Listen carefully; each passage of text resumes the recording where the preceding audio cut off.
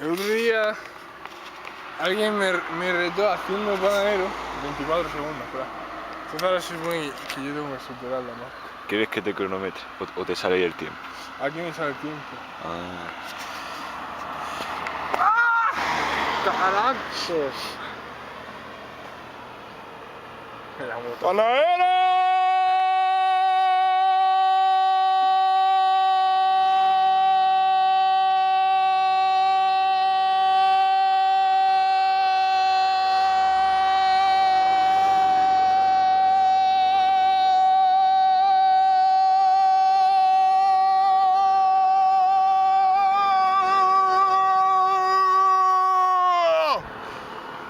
Se me ha pillado el móvil.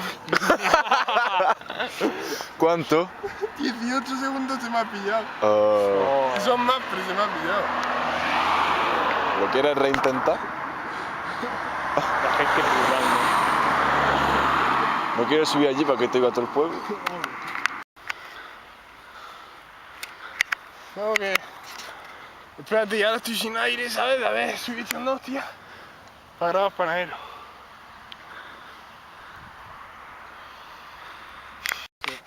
Segundo intento.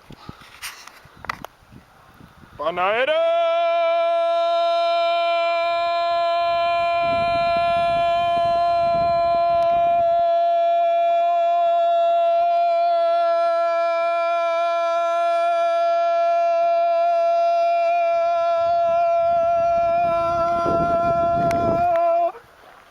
¡Polla, no puedo!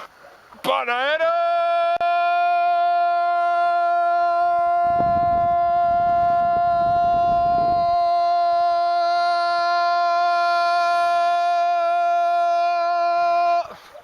Me he quedado sin pulmón, hermano.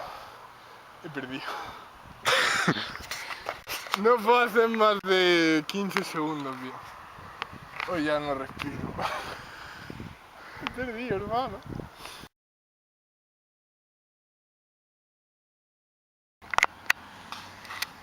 No grites tanto, ¡Panadero!